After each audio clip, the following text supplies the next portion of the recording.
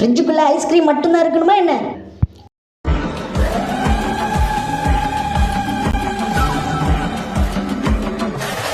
Panico na maple, தெரியுது நீ.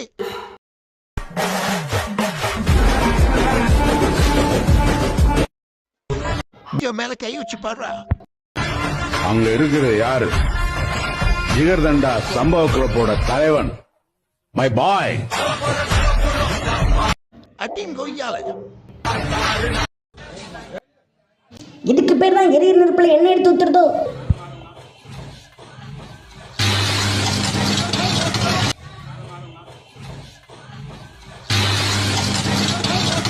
இது எந்த ஊர் நேஷனல் ஆந்தமா இருக்கும்?